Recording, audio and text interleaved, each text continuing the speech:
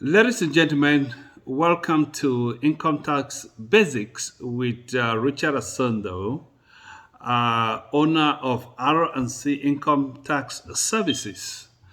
Actually, I'm here today to talk about the W4 form. The W4 form. Again, it's a form that is equally referred to as the Employee Withholding Certificate. Employee Withholding Certificate. And what does this form actually mean?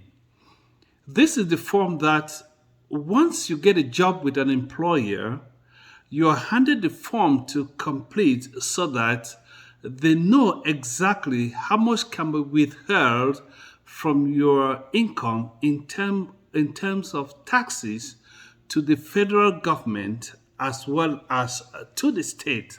So the W4 form is meant to serve this purpose. How much can be withheld from your taxes by your employer? And this is based on information provided by you as the employee. So you, the employee, you provide the information that the employer uses to withhold your taxes. And the first part of this form has to do with your personal information, which means you have to state exactly your names, your social security number, and other basic information that is related to you. And the withholding is directly related to your filing status. So your tax withholding is directly related to your filing status. Are you filing single? Are you filing married filing joint? Married filing separate? Or a widow or widower?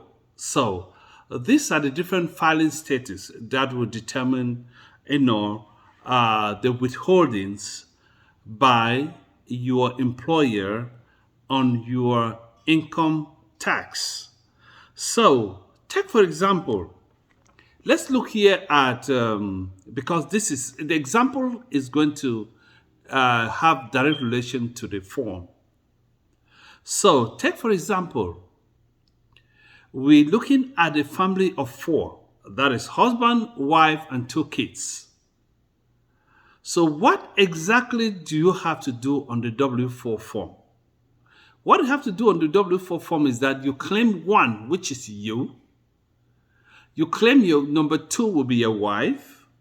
Number three will be your two kids, which comes up to a total of four. So that is how much will be withheld, or the taxes that will be taken from your income will have a direct relationship to the fact that you have four people in your household. That's how your taxes will be withheld. So a household of four making 100,000, the taxes that will be taken will be different from an individual who is filing single and making 100,000. This has to do the same with the head of household. Head of household, an individual with three kids. You'll claim one for yourself, one for your three children. No, you claim one each for your three children. This comes up to a total of four in a household. And with a total of four in the household, that is exactly how your employer is going to, deduct taxes for the federal government as well as for the state of California. I don't actually want to attach this to numbers because if I try to attach this to numbers, it will get a little confusing to understand. Why do I say so? If you are making under 200,000 a year and you have three kids, each child is $2,000. So this comes up to a total of $6,000. So that is the impact that it will have on your taxes. And another important thing to take note of is that if you are filing single, it means you have to claim just one. Head of household, It will depend on the number of children that you are taking care of. And married filing joint is you, your wife, and the number of children. So basically, it all depends on you. But most often, a good number of human resource departments in don't always give tax advice. When you are handed the W4 form, they always advise you to talk to your tax accountant. So your tax accountant will look at the numbers and give to you the right advice in terms of how many to claim on the W4 form. And one thing we have to take note of is the fact that if you are doing more than one job, what do you do? It all depends on you. Let's say if your withholding is 4, that is you, your wife, and 2 kids, total 4. And you have 2 jobs. You can play with that. You can play around with that a little bit. You can decide to say, on job number 1, I will claim my 4. On job number 2, you can say I claim 0, which means you want to make sure at the end of the year when you're filing your taxes, you should be able to actually meet up with your tax liabilities. You should be able to meet up with your tax liabilities because you have to understand that child tax credit or earned income credit all of them have income brackets or income limits that once you go above a certain income, you can no longer get earned income credit. When you go above a certain income, you can no longer get child tax credit. And mostly when you're making something, let's say more than 200,000 and filing single or not filing head of household. So these are certain facts that we have to take into consideration. And sometimes individuals will always tell me, they come up with concerns like, no, but I am trying to, complete my W4 form at work. Which one is more important? The number I put at work or the number that I will report on my taxes when I'll be filing?